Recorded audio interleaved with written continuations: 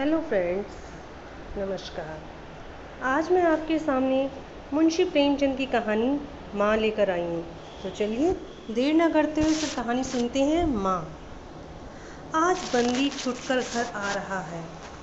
करुणा ने एक दिन पहले ही घर लीप पोत रखा था। इन 3 वर्षों में उसने कठिन तपस्या करके जो 10-5 रुपए जमा कर रखे थे, वह सब पति के सत्कार और स्वागत की तैयारियों में खर्च कर दिए। पति के लिए धोतियों का नया जोड़ा लाई थी, नए कुर्ते बनवाए थे, बच्चे के लिए कोट और टोपी की आयोजन की थी। बार बार बच्चे को गले लगाती और प्रसन्न होती। अगर इस बच्चे ने सूर्य की भांति उदय होकर उसके अंधेरे जीवन को प्रदीप्त न कर दिया होता तो कदाचित ठोकरों ने उसके जीवन का अंत कर दिया होता। पति के कारावास दंड के 3 ही महीने बाद इस बालक का जन्म हुआ था। उसी का मुँह देखकर करुणा ने यह 3 साल काट दिए थे। वह सोचती, जब मैं बालक को उसके सामने ले जाऊंगी तो वह कितने प्रसन्न होंगे। उसे देखकर पहले तो चकित हो जाएंगे, फिर गोद में उठा लेंगे और कहेंगे, करुणा, तुमने यह रत्न देकर मुझे निहाल कर दिया। कैद के सारे कष्ट बालक की तोतली बातों में भूल जाएंगे। उनकी एक सरल, पवित्र, मोहक दृष्टि हृदय की सारी व्यथाओं को धो डालेगी। इस कल्पना का आनंद लेकर वह फूली न समाती थी। वह सोच रही थी, आदित्य के साथ बहुत से आदमी होंगे। जिस समय वह द्वार पर पहुंचेंगे, जय जय जयकार की ध्वनि से आकाश गूंज उठेगा। वह कितना स्वर्गीय दृश्य होगा। उन आदमियों के बैठने के लिए करुणा ने एक फटा सा टाट बिछा दिया था। कुछ पान बना दिए थे और बार बार आशामय नेत्रों से द्वार की ओर ताकती थी। पति की वह सुदृढ़, उदार, तेजपूर्ण मुद्रा बार बार आंखों में फिर हो जाती थी। उसकी वे बातें बार बार याद आती थीं जो चलते चलते उसके मुंह से निकलती थी। उनका वह धैर्य, वह आत्मबल जो पुलिस के प्रहारों के सामने भी अटल रहा था। वह मुस्कुराहट जो उस समय उसके अधरों पर खेल रही थी। वह आत्म स्वाभिमान जो उस समय भी उसके मुख से टपक रहा था। क्या करुणा के हृदय में कभी विस्मृत हो सकता था? उसका स्मरण आते ही करुणा के निस्तेज मुख पर आत्मगौरव की ललिमा छा गई। यही वह आलंब था जिसने इन 3 वर्षों की घोर यातनाओं में भी उसके हृदय का आश्वासन दिया था। कितनी ही रातें फांकों से गुजरी थी। बहुधा घर में दीपक जलने की नौबत भी न आती थी, पर दीनता के आंसू उसकी आंखों से न गिरे। आज उन सारी विपत्तियों का अंत हो जाएगा। पति के प्रगाढ़ आलिंगन से वह सब कुछ हंसकर झेल लेगी। वह अनंत निधि पाकर फिर उसे कोई अभिलाषा न रहेगी। गगन पथ का चिरगामी लपका हुआ विश्राम की ओर चला जाता था, जहाँ संध्या ने सुनहरा फर्श सजाया था, उज्जवल पुष्पों की सेज बिछा रखी थी। उसी समय करुणा को एक आदमी लाठी टेकता आता दिखा दिया, मानो किसी जीर्ण मनुष्य की वेदना ध्वनि हो। पग पग पर रुक रुक कर खांसने लगता था। उसका सिर झुका हुआ था। करुणा उसका चेहरा ना देख सकती थी, लेकिन चाल ढाल से कोई बूढ़ा आदमी मालूम होता था। पर एक क्षण में वह समीप आ गया तो करुणा पहचान गई। वह तो उसका प्यारा पति ही था, किंतु शोक, उसकी सूरत कितनी बदल गई थी। वह जवानी, वह तेज, वह चपलता, वह सुगठन सब प्रस्थान कर चुका था। केवल हड्डियों का एक ढांचा रह गया था। न कोई सगी, न साथी, न यार, न दोस्त। करुणा उसे पहचानते ही बाहर निकल आई, पर आलिंगन की कामना हृदय में दबकर रह गई। सारे मंसूबे धूल में मिल गए। सारा मनोल्लास आंसुओं के प्रभाव में बह गया, विलीन हो गया। आदित्य ने घर में कदम रखते ही मुस्कुराकर करुणा को देखा। उस पर मुस्कान में वेदना का एक संसार भरा हुआ था। करुणा ऐसी स्थिर हो गई मानो हृदय का स्पंदन रुक गया हो। वह फटी हुई आंखों से स्वामी की ओर टकटकी बांधे खड़ी थी, मानो उसे अपनी आंखों पर अब विश्वास न आता हो। स्वागत या दुख, एक शब्द भी उसके मुख से न निकला। बालक भी गोद में बैठा हुआ सहमी आंखों से इस कंकाल को देख रहा था और माता की गोद से चिपटा जाता था। आखिर उसने कातर स्वर में पूछा, यह तुम्हारी क्या दशा है? बिल्कुल पहचाने नहीं जाते। आदित्य ने उसकी ओर चिंता को शांत करने के लिए मुस्कुराने की चेष्टा करके कहा, कुछ नहीं, जरा दुबला हो गया हूँ। तुम्हारे हाथों का भोजन पाकर फिर स्वस्थ हो जाऊंगा। करुणा, छी, सूख कर कांटा हो गए हो। क्या वहाँ भरपेट भोजन भी नहीं मिलता? तुम कहते थे राजनैतिक आदमियों के साथ बड़ा अच्छा व्यवहार किया जाता है, और वह तुम्हारे साथी क्या हो गए जो तुम्हें आठों पहर घेरे रहते थे और तुम्हारे पसीने की जगह खून बहाने को तैयार रहते थे। आदित्य की त्योरियों पर बल पड़ गए। बोले, यह बड़ा कटु अनुभव है करुणा।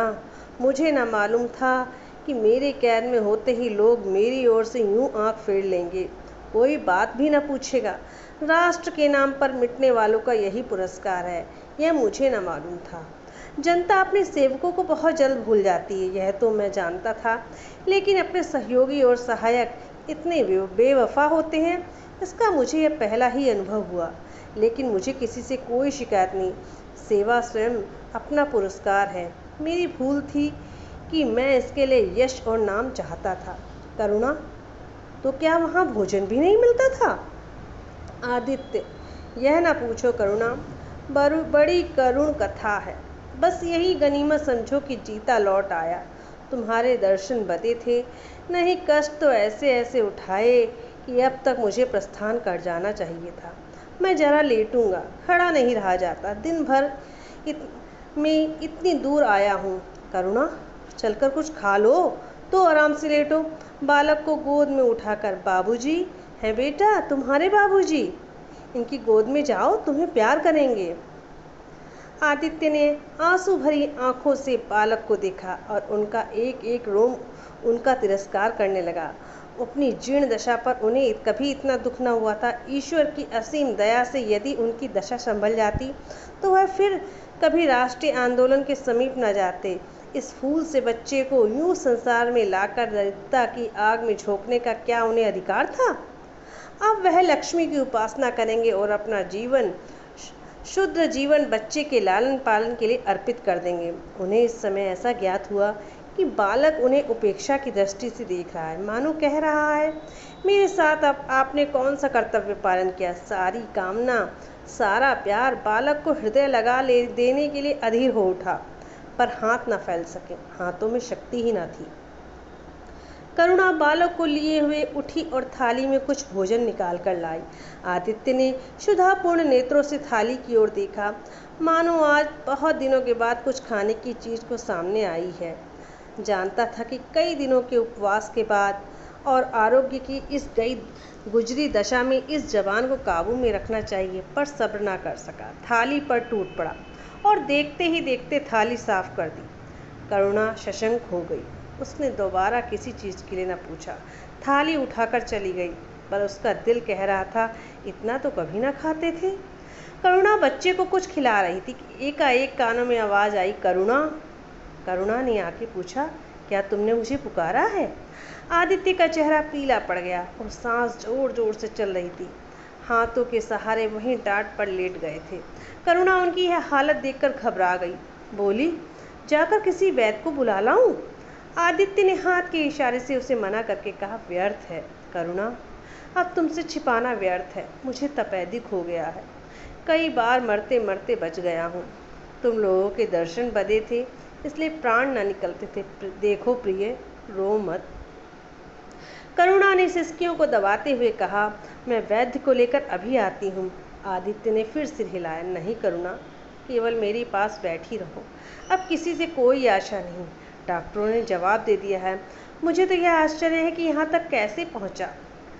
न जाने कौन सी देवी शक्ति मुझे यहाँ खींच लाई।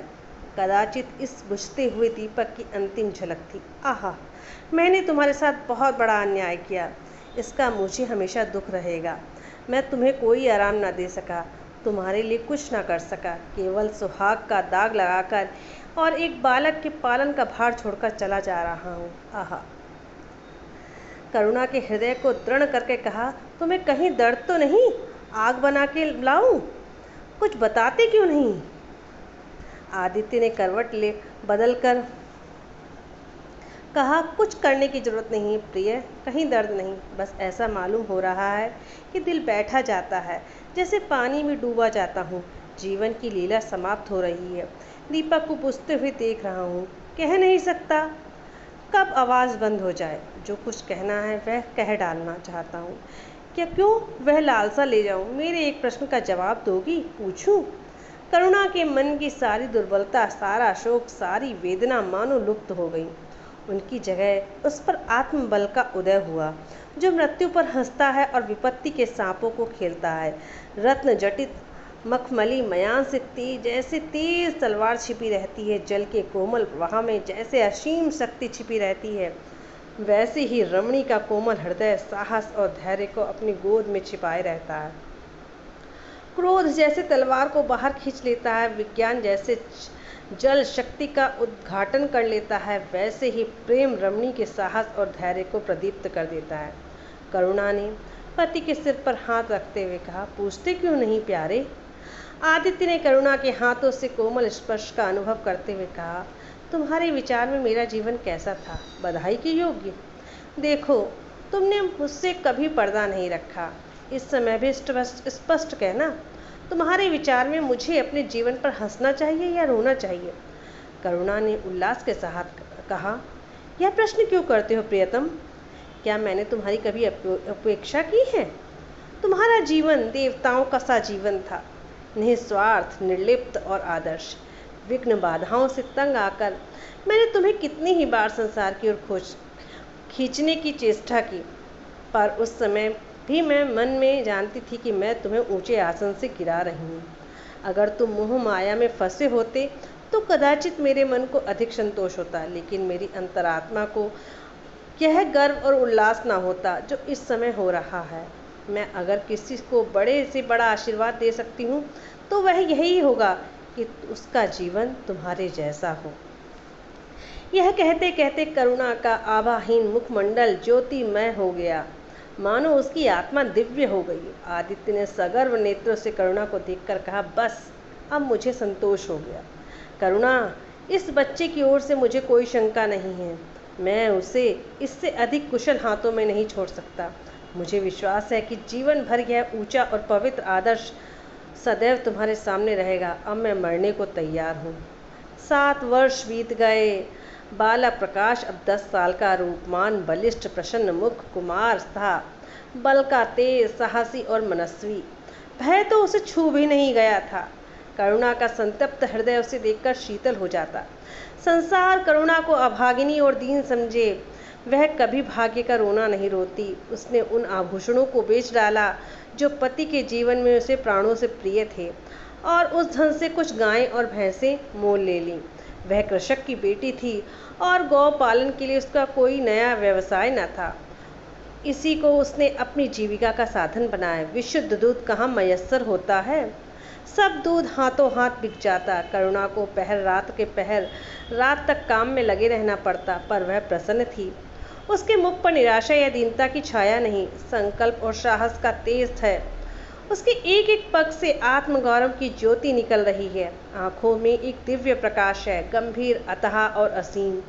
सारी वेदनाएं, वैधव्य का शोक, विधि का निर्मम प्रहार, सब उस प्रकाश की गहराई में विलीन हो गया है। प्रकाश पर वह जान देती है। उसका आनंद, उसकी अभिलाषा, उसका संसार, उसका स्वर्ग, सब प्रकाश पर न्यौछावर है। पर वह मजाल नहीं कि प्रकाश कोई शरारत करे और करुणा आंखें बंद कर ले। नहीं, वह उसके चरित्र की बड़ी कठोरता से देखभाल करती। वह प्रकाश की माँ नहीं, माँ बाप दोनों है। उसके पुत्र स्नेह में माता की ममता के साथ पिता की कठोरता भी मिली हुई है। पति के अंतिम शब्द अभी तक उसके कानों में गूंज रहे थे। वह आत्मोल्लास जो उसके चेहरे पर झलकने लगा था, वह गर्वमय लाली जो उसकी आंखों में छा गई थी, अभी तक उसकी आंखों में फिर रही थी। निरंतर पति चिंतन ने आदित्य को उसकी आंखों में प्रत्यक्ष कर दिया है। वह सदैव उसकी उपस्थिति का अनुभव करती है। उसे ऐसा जान पड़ता है कि आदित्य की आत्मा सदैव उसकी रक्षा करती रहती है। उसकी यही आर्थिक अभिलाषा है कि प्रकाश जवान होकर पिता का पथगामी हो। संध्या हो गई। एक भिखारिन द्वार पर आकर भीख मांगने लगी। करुणा उस समय गऊओं को पानी दे रही थी। प्रकाश बाहर खेल रहा था। बालक ही तो ठहरा। शरारत सूझी, घर में गया और कटोरे में थोड़ा सा भूसा लेकर बाहर निकला। भिखारी ने अपनी झोली फैला दी। प्रकाश ने भूसा उसकी झोली में डाल दिया और जोर जोर से तालियां बजाता हुआ भागा। भिखारी ने अग्निमय नेत्रों से देखकर कहा, वाह रे लाडले, मुझसे हंसी करने चला है? यही माँ अपना बाप ने सिखाया है? तब तो खूब कुल का नाम जगाओगे। करुणा उसकी बोली सुनकर बाहर निकल आई और पूछा, क्या है माता, किसे कह रही हो? भिखारी ने प्रकाश की तरफ इशारा करके कहा, वह तुम्हारा लड़का है ना, देखो कटोरे में भूसा भरकर मेरी झोली में डाल गया। चुटकी भर आटा था, वह भी मिट्टी में मिल गया। कोई इस तरह दुखियों को सताता है? सबके दिन एक से नहीं रहते। आदमी को घमंड नहीं करना चाहिए। करुणा ने कठोर स्वर में पुकारा, प्रकाश। प्रकाश लज्जित ना हुआ, अभिमान से सिर उठाए हुए आया और बोला, यह हमारे घर भीख क्यों मांगने आई है? कुछ काम क्यों नहीं करती? करुणा ने उसे समझाने की चेष्टा करते कहा, शर्म नहीं आती? उल्टे और आंख दिखाते हो। प्रकाश, शर्म क्यों आए? यह रोज क्यों भीख मांगने आती है? हमारे यहाँ कोई मुफ्त चीज आती है? करुणा, तुम्हें कुछ ना देना था तो सीधे कह देते, जाओ, तुमने यह शरारत क्यों की? प्रकाश, उनकी आदत कैसे छूटती? करुणा ने बिगड़कर कहा, तुम पिटोगे मेरे हाथों से। प्रकाश, पिटूंगा क्यों? आप जबरदस्ती पीटेंगे?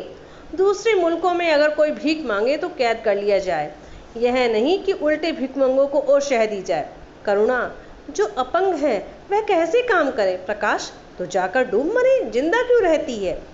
करुणा निरुत्तर हो गई। बुढ़िया को उसने आटा दाल देकर विदा किया, किंतु प्रकाश का कुकृत्य उसके हृदय में फोड़े के समान टीसता रहा। उसने यह घृष्टता, यह अविनय कहाँ सीखी?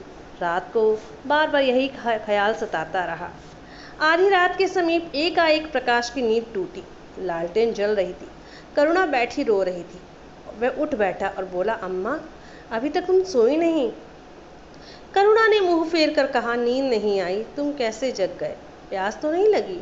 प्रकाश, नहीं अम्मा, न जाने क्यों आँख खुल गई। मुझसे आज बड़ा अपराध हुआ अम्मा। करुणा ने उसके मुंह की ओर स्नेह के नेत्रों से देखा। प्रकाश, मैंने आज बुढ़िया के साथ बड़ी नटखट की, मुझे क्षमा करो, फिर कभी ऐसी शरारत नहीं करूँगा। कहकर वह रोने लगा। करुणा ने स्नेहार्द्र होकर उसे गले लगा लिया और उसके कपोलों का चुम्बन करके बोली, बेटा, मुझे खुश करने के लिए तुम यह कह रहे हो? यह तुम्हारे मन में सचमुच पछतावा हो रहा है? प्रकाश ने शिशकते हुए कहा, नहीं अम्मा, मुझे दिल से अफसोस हो रहा है। अब की यह बुढ़िया आएगी तो मैं उसे बहुत से पैसे दूंगा। करुणा का हृदय मतवाला हो गया। ऐसा जान पड़ा आदित्य सामने खड़े बच्चे को आशीर्वाद दे रहे हैं और कह रहे हैं, करुणा, शोभ मत करो, प्रकाश अपने पिता का नाम रोशन करेगा, तेरी संपूर्ण मनोकामनाएं पूरी होंगी। लेकिन प्रकाश के कर्म और वचन में मेल ना था। उन दिनों के साथ उसके चरित्र का अंग प्रत्यक्ष होता जाता। जहीन था ही। विश्वविद्यालय में उसे वजीफे मिलते थे। करुणा भी उसकी यथेष्ट सहायता करती थी, फिर भी उसका पूरा खर्च न पड़ता था। वह मित व्ययता और सरल जीवन पर विद्वता से भरे हुए व्याख्यान दे सकता था, पर उसका रहन सहन फैशन के अंधभक्तों से जौं भर भी घटकर न था। प्रदर्शन की धुन उसे हमेशा सवार रहती। उसके मन और बुद्धि में निरंतर द्वंद्व होता रहता। मन जाति की ओर था, बुद्धि अपनी ओर। बुद्धि मन को दबाए रहती थी।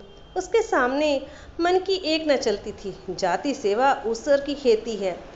वहाँ बड़े से बड़ा उपहार जो मिल सकता है वह है गौरव और यश, पर वह भी स्थायी नहीं, इतना स्थिर कि क्षण में जीवन भर की कमाई पर पानी फिर सकता है। अतएव उसका अंतःकरण अनिवार्य वेग के साथ विलासमय जीवन की ओर झुकता था, यहाँ तक कि धीरे धीरे उसे त्याग और निग्रह से घृणा होने लगी। वह दुरावस्था और दरिद्रता को वह समझता था। उसके हृदय ना था, न भावना थे, केवल मस्तिष्क था। मस्तिष्क में दर्द कहाँ, वहाँ तो तर्क है, मंसूबे हैं। सिंध में बाढ़ आई, हजारों आदमी तबाह हो गए। विद्यालय ने वहाँ एक सेवा समिति भेजी। प्रकाश के मन में द्वंद्व होने लगा, जाऊं या ना जाऊं। इतने दिनों अगर वह परीक्षा की तैयारी करे तो प्रथम श्रेणी में पास हो। चलते समय उसने बीमारी का बहाना कर दिया। करुणा ने लिखा, तुम सिंध ना गए, इसका मुझे दुख है। तुम बीमार रहते हुए भी वहाँ जा सकते थे। समिति में चिकित्सक भी थे। प्रकाश ने पत्र का उत्तर ना दिया। उड़ीसा में अकाल पड़ा। प्रजा मक्खियों की तरह मरने लगी। कांग्रेस में पीड़ितों के लिए एक मिशन तैयार किया। उन्हीं दिनों विद्यालयों में इतिहास के छात्रों को ऐतिहासिक खोज के लिए लंका भेजने का निश्चय किया। करुणा ने प्रकाश को लिखा, तुम उड़ीसा जाओ, किंतु प्रकाश लंका जाने को लालायित था। वह कई दिन इसी दुविधा में रहा। अंत को सिलोन ने उड़ीसा पर विजय पाई। करुणा ने अब की उसे कुछ न लिखा, चुपचाप रोकती रही। सिलोन से लौटकर छुट्टियों में घर आया करुणा उससे खिंची खिंची रही। प्रकाश मन में लज्जित हुआ और संकल्प किया कि अब की कोई ऐसा अवसर न आया तो अम्मा को अवश्य प्रसन्न करूंगा। वह निश्चय करके विद्यालय लौटा, लेकिन वहां आते ही फिर से परीक्षा की फिक्र सवार हो गई। यहाँ तक कि परीक्षा के दिन आ गए, मगर इम्तहान से फुर्सत पाकर भी प्रकाश घर न गया। विद्यालय के एक अध्यापक कश्मीर सैर करने जा रहे थे। प्रकाश उन्हीं के साथ कश्मीर चल पड़ा। जब परीक्षा फल निकला और प्रकाश प्रथम आया, तब उसे घर की याद आई। उसने तुरंत करुणा को पत्र लिखा और अपने आने की सूचना दी। माता को प्रसन्न करने के लिए उसने 2-4 शब्द जाति सेवा के विषय में भी लिखे। अब मैं आपकी आज्ञा का पालन करने को तैयार हूँ। मैंने शिक्षा संबंधी कार्य करने का निश्चय किया है। इसी विचार से मैंने वह विशिष्ट स्थान प्राप्त किया। हमारे नेता भी तो विद्यालयों के आचार्यों को सम्मान करते हैं। अभी तक इन उपाधियों के मोह से वे मुक्त नहीं हुए। हमारे नेता भी योग्यता, सदुत्साह, लगन का उतना उत्साह नहीं करते जितना उपाधियों का। अब मेरी इज्जत करेंगे और जिम्मेदारी का काम सौंपेंगे, जो पहले मांगे भी न मिलता था। करुणा की आस बंधी। विद्यालय खुलते ही प्रकाश के नाम रजिस्ट्रार का पत्र पहुंचा। उन्होंने प्रकाश को इंग्लैंड जाकर विद्याभ्यास करने के लिए सरकारी वजीफे की मंजूरी की सूचना दी। प्रकाश पत्र हाथ में लिए हर्ष के उन्माद में जाकर माँ से बोला, अम्मा, मुझे इंग्लैंड जाकर पढ़ने के लिए सरकारी वजीफा मिल गया। करुणा ने उदासीन भाव से पूछा, तो तुम्हारा क्या इरादा है? प्रकाश, मेरा इरादा? ऐसा अवसर भला कौन छोड़ता है? करुणा, तुम तो स्वयं सेवकों में भर्ती होने जा रहे थे। प्रकाश, तो आप समझती हैं स्वयं सेवक बन जाना ही जाति सेवा है? मैं इंग्लैंड में आकर भी तो सेवा कार्य कर सकता हूँ। और अम्मा, सच पूछो तो एक मजिस्ट्रेट अपने देश का जितना उपकार कर सकता है, उतना 1000 स्वयं सेवक मिलकर भी नहीं कर सकते। मैं तो सिविल सर्विस की परीक्षा में बैठूंगा और मुझे विश्वास है मैं सफल हो जाऊंगा। करुणा ने चकित होकर पूछा, तो क्या तुम मजिस्ट्रेट हो जाओगे? प्रकाश, सेवा भाव रखने वाला एक मजिस्ट्रेट कांग्रेस के 1000 सभापतियों से ज़्यादा उपकार कर सकता है। अखबारों में उसकी लंबी लंबी तारीफें ना छपेंगी, उसकी उपवक्ताओं पर तालियां ना बजेंगी, जनता उनके जुलूस की गाड़ी ना खींचेंगी और ना ही विद्यालयों के छात्र उसके अभिनंदन पत्र देंगे। पर सच्ची सेवा मजिस्ट्रेट ही कर सकता है। करुणा ने आपत्ति के भाव से कहा, लेकिन यही मजिस्ट्रेट तो जाति के सेवकों को सजाएं देते हैं, उन पर गोलियां चलाते हैं। प्रकाश, अगर मजिस्ट्रेट के हृदय में परोपकार का भाव है तो वह नरमी से भी वही काम कर सकता है जो दूसरे को गोलियां चलाकर भी नहीं कर सकते। करुणा, मैं यह नहीं मानूंगा। सरकार अपने नौकरों पर इतनी स्वाधीनता नहीं देती, यह एक नीति बना देती है और वह हर एक सरकारी नौकर को उसका पालन करना पड़ता है। सरकार की पहली नीति यह है कि वह दिन दिन अधिक संगठित और दृढ़ हो। इसके लिए स्वाधीनता के भावों का दमन करना जरूरी है। अगर कोई मजिस्ट्रेट इस नीति के विरुद्ध काम करता है तो वह मजिस्ट्रेट ना रहेगा। वह हिंदुस्तानी था जिसने तुम्हारे बाबूजी को जरा सी बात पर 3 साल की सज़ा दी थी। इसी सज़ा ने उनके प्राण लिए। बेटा, मेरी बात मानो, सरकारी पदों पर ना गिरो। मुझे यह मंजूर है कि तुम मोटा खाकर मोटा पहनकर देश की कुछ सेवा करो, जिसके बदले कि तुम हाकिम बन जाओ और शान से जीवन बताओ। यह समझ लो कि जिस दिन तुम हाकिम की कुर्सी पर बैठोगे उस दिन तुम्हारा दिमाग हाकिमों का सा हो जाएगा। तुम यही चाहोगे कि अफसरों ने तुम्हारी नेकनामी और तरक्की हो। एक गवारू मिसाल लो। लड़की जब तक मैके में कुंवारी रहती है वह अपने को उसी घर का समझती है, लेकिन जिस दिन ससुराल चली जाती है वह अपने घर को दूसरों का घर समझने लगती है। माँ बाप, भाई बहन सब वही रहते हैं, लेकिन उसका घर अपना नहीं रहता। यही दुनिया का दस्तूर है। प्रकाश ने खिंचकर कहा, तो आप क्या चाहती हैं कि मैं जिंदगी भर चारों ओर ठोकरें खाता फिरूं? करुणा कठोर नेत्रों से देखकर बोली, अगर ठोकर खाना आत्मा स्वाधीन रह सकती है तो मैं कहूँगी ठोकर खाना अच्छा है। प्रकाश ने निश्चयात्मक भाव से पूछा, तो आपकी यही इच्छा है?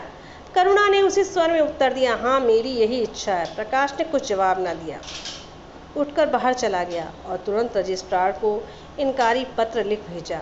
मगर उसी क्षण से मानो उसके सिर पर विपत्ति ने आसन जमा लिया। विरक्त और विमन उसके अपने कमरे में पड़ा रहता, न कहीं घूमने जाता, न किसी से मिलता, मुंह लटकाए भीतर आता और फिर बाहर चला जाता। यहाँ तक महीना गुजर गया। न चेहरे पर वह लाली रही, न वह ओज, आंखें अनाथों के मुख की भांति याचना से भरी हुई, ओठ हंसना भूल गए, मानो उस पर इनकारी पत्र के साथ उसकी सारी सजीवता और चपलता, सारी सरलता विदा हो गई है। करुणा उसके मनोभाव को समझती थी, उसके शोक को भुलाने की चेष्टा करती थी, पर रूठे देवता प्रसन्न न होते थे। आखिर एक दिन प्रकाश ने कहा, बेटा अगर तुमने विलायत जाने की ठान ली है तो चले जाओ, मना ना करूँगी। मुझे खेद है कि मैंने तुम्हें रोका। अगर मैं जानती कि तुम्हें इतना आघात पहुँचेगा तो मैं कभी ना रोकती। मैंने केवल इस विचार से रोका था कि तुम्हें जाति सेवा में मग्न देखकर तुम्हारे बाबूजी की आत्मा प्रसन्न होगी। उन्होंने चलते समय यही वसीयत की थी। प्रकाश ने रुखाई से जवाब दिया, अब क्या जाऊँगा? इनकारी खत लिख चुका हूँ। मेरे लिए कोई अब थोड़े ही बैठा रहेगा, कोई दूसरा लड़का चुन लिया गया होगा। फिर करना ही क्या है? जब आपकी मर्जी है कि गांव गांव खाक छानता फिरूं तो वही सही। करुणा का गर्व चूर चूर हो गया। इस अनुमति से अब उसने बाधा का काम लेना चाहा था, पर सफल ना हुई। बोली, अभी कोई नहीं चुना गया होगा, लिख दो, मैं जाने को तैयार हूँ। प्रकाश ने झुंझलाकर कहा, अब कुछ नहीं हो सकता, लोग हंसी उड़ाएंगे।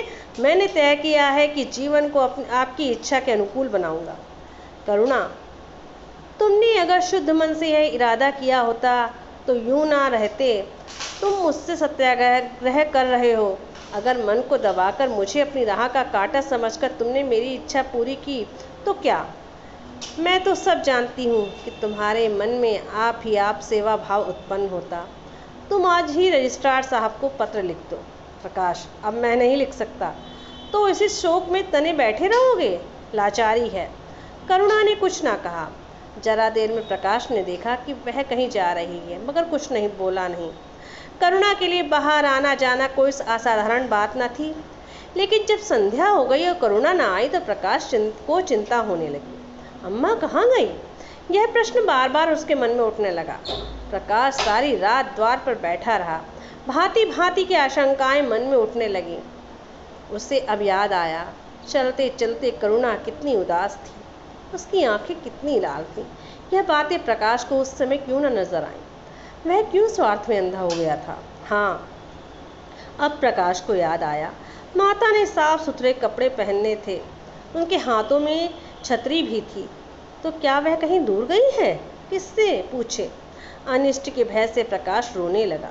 श्रावण की अंधेरी भयानक रात थी। आकाश में श्याम मेघमालाएं भीषण स्वप्न की भांति छाई हुई थी। प्रकाश रह रहकर आकाश की ओर देखता, मानो करुणा उन्हीं मेघमालाओं में छिपी बैठी है। उसने निश्चय किया, सवेरा होते ही माँ को खोजने चलूँगा। और अगर किसी ने द्वार खटखटाया, प्रकाश ने दौड़कर देखा तो देखा करुणा खड़ी है।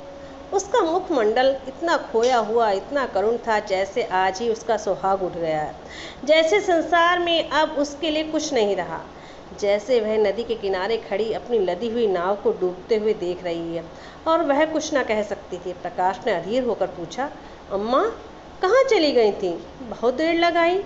करुणा ने भूमि की ओर ताकते हुए जवाब दिया, एक काम से गई थी, देर हो गई। यह कहते हुए उसने प्रकाश के सामने एक बंद लिफाफा फेंक दिया। प्रकाश ने उत्सुक होकर लिफाफा उठा लिया। ऊपर ही विद्यालय की मोहर थी। तुरंत ही लिफाफा खोलकर पढ़ा। हल्की सी लालिमा चेहरे पर दौड़ गई। पूछा, यह तुम्हें कहाँ मिल गया अम्मा? करुणा, तुम्हारे रजिस्ट्रार के पास से लाई हूँ। क्या तुम वहाँ चली गई थी? और क्या करती? कल तो गाड़ी का समय न था। मोटर ले ली थी। प्रकाश एक क्षण तक मौन खड़ा रहा, फिर कुंठित स्वर में बोला, जब तुम्हारी इच्छा नहीं है तो तुम मुझे क्यों भेज रही हो? करुणा ने विरक्त भाव से कहा, इसलिए कि तुम्हारी जाने की इच्छा हो। तुम्हारा यह वह मलिन वेश नहीं देखा जाता। तुम्हारे अपने जीवन के 20 वर्ष तुम्हारी हित कामना पर अर्पित कर दिए। अब तुम्हारी महत्वाकांक्षा की हत्या नहीं कर सकती। तुम्हारी यात्रा सफल हो, यही हमारी हार्दिक अभिलाषा है। करुणा का कंठ रुध गया। वह कुछ न कह सकी। प्रकाश उसी दिन से यात्रा की तैयारियां करने लगा। करुणा के पास जो कुछ था वह सब खर्च हो गया। कुछ ऋण भी लेना पड़ा। नए सूट बने, सूटकेस लिए गए। प्रकाश अपनी धुन में मस्त था। कभी किसी चीज़ की फरमाइश लेकर आता, कभी किसी चीज़ की। करुणा एक सप्ताह में इतनी दुर्बल हो गई थी। उसके बालों पर कितनी सफ़ेदी आ गई थी, चेहरे पर कितनी झुर्रियाँ पड़ गई थीं। वह कुछ उसे नज़र न आता था। उसकी आंखों में इंग्लैंड के दृश्य समाये हुए थे। महत्वाकांक्षा आंखों पर पर्दा डाल देती थी। प्रस्थान का दिन आया। आज दिनों के बाद धूप निकली थी। करुणा स्वामी के पुराने कपड़ों को बाहर निकाल रही थी। उसकी गाढ़े की चादरें, खद्दर के कुर्ते, पायजामे, लिहाफ अभी तक संदूक में संचित थे। प्रतिवर्ष वे धूप में सुखाए जाते और झाड़ पोंछ कर रख दिए जाते। करुणा ने आज फिर उन कपड़ों को निकाला, मगर सुखाकर रखने के लिए नहीं, गरीबों को बांट देने के लिए। वह आज पति से नाराज है। वह लुटिया डोर और घड़ी जो आदित्य की चिर संगिनी थी, वह जिनकी 20 वर्ष से करुणा ने उपासना की थी, आज निकालकर आंगन में फेंक दी गई। वह झोली जो परसों आदित्य के कंधों पर आरूढ़ रह चुकी थी, आप कूड़े में डाल दी गई। वह चित्र जिसके सामने 20 वर्ष से करुणा सिर झुकाती थी, आज वही निर्दयता से भूमि पर डाल दिया गया। पति का कोई स्मृति चिन्ह वह अब घर में नहीं रखना चाहती थी। उसका अंतःकरण शोक और निराशा से विदृढ़ हो गया। और पति के सिवा वह किस पर क्रोध उतारे? कौन उसका अपना है? वह अपनी व्यथा किससे कहे, किससे अपनी छाती चीर कर दिखाए? वह होते तो क्या प्रकाश दास्ता की जंजीरें गले में डालकर फूला न समाता? उसे कौन समझाए कि आदित्य भी इस अवसर पर पछताने के सिवा कुछ और न कर सकते। प्रकाश के मित्रों ने आज उसे विदाई का भोज दिया। वहां से वह संध्या समय कई मित्रों के साथ मोटर पर लौटा। आकाश का सामान मोटर पर रख दिया गया। वह अंदर आकर माँ से बोला, अम्मा जाता हूँ, बम्बई पहुँचकर पत्र लिखूँगा। तुम्हें मेरी कसम, रोना मत, मेरे खतों का जवाब बराबर देना। जैसे किसी लाश को बाहर निकलते समय संबंधियों का धैर्य छूट जाता है, रुके हुए आंसू निकल पड़ते हैं और शोक की तरंगें उठने लगती हैं, वही दशा करुणा की हुई। कलेजे में एक हाहाकार हुआ जिसने उसकी दुर्बल आत्मा के एक एक अणु को कपा दिया। मालूम हुआ पाँव पानी में फिसल गया। वह उस लहरों में बही जा रही है। उसके मुख में शोक या आशीर्वाद का एक भी शब्द न निकला। प्रकाश ने उसके चरण छुए, अश्रु जल से माता के चरणों को पखारा, फिर बाहर चला गया। करुणा पाषाण मूर्ति की भांति खड़ी थी। सहसा ग्वाले ने आकर कहा, बहू जी, भैया चले गए, बहुत रोते थे।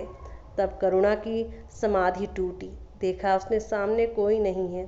घर में मृत्यु सा सन्नाटा छाया हुआ है और मानो हृदय की गति बंद हो गई है। सहसा करुणा की दृष्टि ऊपर उठ गई।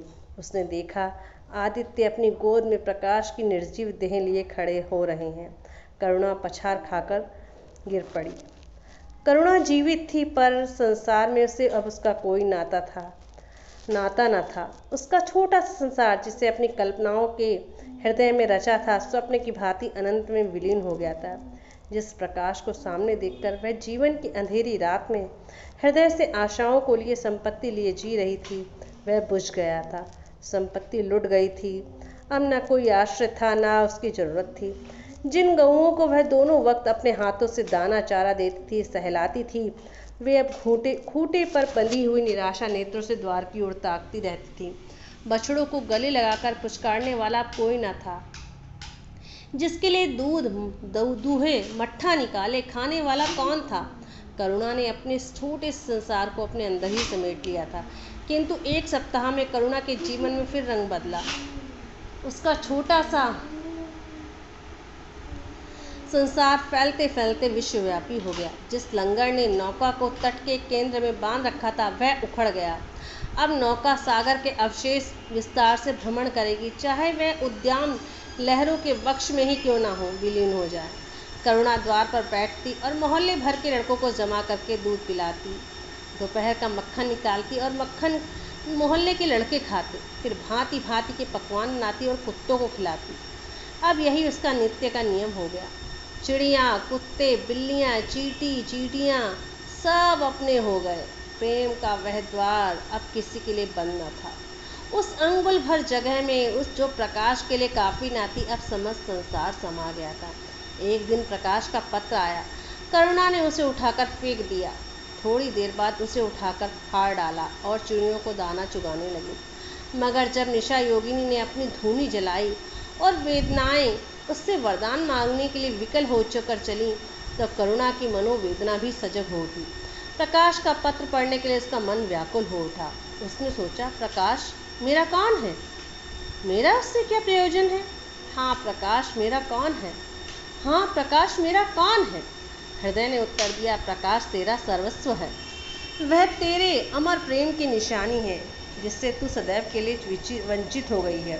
वह तेरा प्राण है, तेरे जीवन दीपक का प्रकाश है, तेरे वंचित कामनाओं का माधुर्य, तेरे अश्रु जल में विहार करने वाला हंस। करुणा उस पत्र के टुकड़ों को जमा करने लगी, माना उसके प्राण बिखर गए हों। एक एक टुकड़ा उसे अपने खोए हुए प्रेम का पदचिन्ह सा मालूम होता।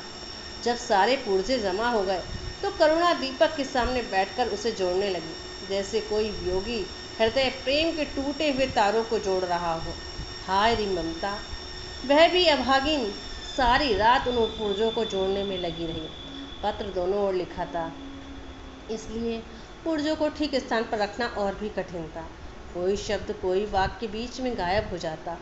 उस एक टुकड़े को वह फिर खोजने लगती। सारी रात बीत गई पर पत्र अभी तक अपूर्ण था। दिन चढ़ गया। मोहल्ले के लौंडे मक्खन और दूध की चाह में एकत्र हो गए।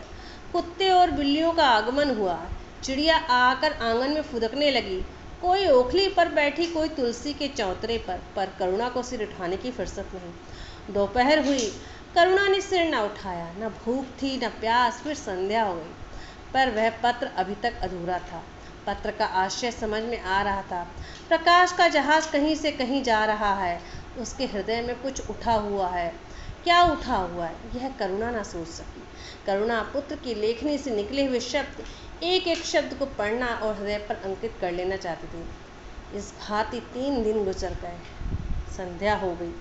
3 दिन की जागी आंखें झपक गईं। करुणा ने देखा, एक लंबा चौड़ा कमरा है। इसमें मेज़ें और कुर्सियां लगी हुई। बीच में ऊंचे मंच पर कोई आदमी बैठा हुआ है।